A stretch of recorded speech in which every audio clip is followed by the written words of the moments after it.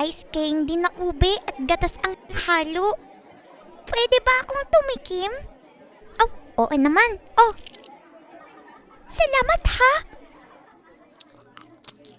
Hala, Regina. Ang sarap. Saan galing yan? Binili ko kay Pabling.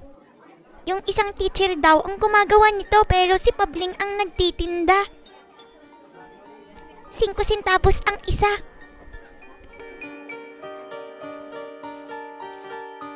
$5? Ay, paano kaya ako makakabili ng ice candy?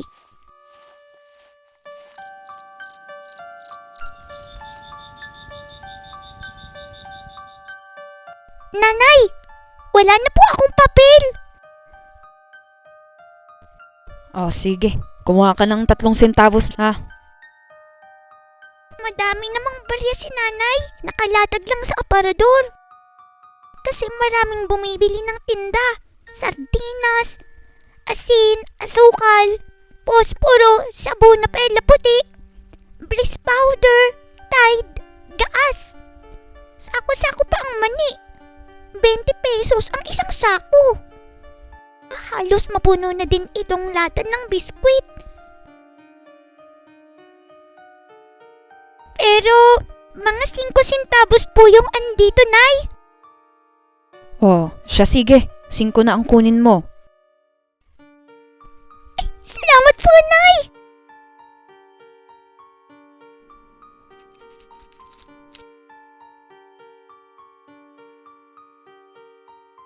Nay, pwede po ba akong humingi ng baon sa eskwelahan? Oh, ba't kailangan mo pa ng baon? Eksakto naman palagi yung pagkain mo sa agahan, pati tanghalian. May tortang itlog at kape. Mais ang kanin mo. Mabigat naman yan sa tiyan. Hindi ka na yan magugutom.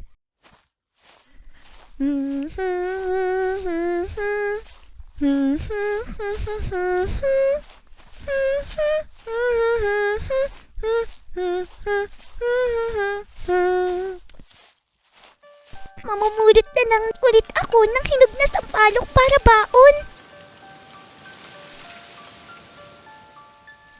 Ang tatamis ng mga sampalok na to. Hala!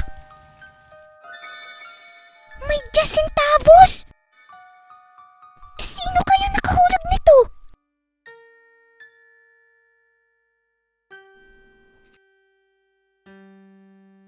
Hala!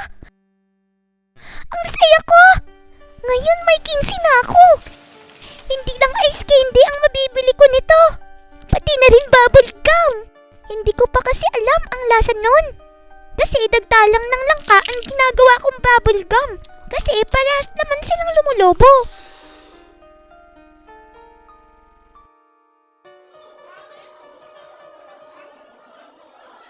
Pabling! Pabili ng isang ice candy!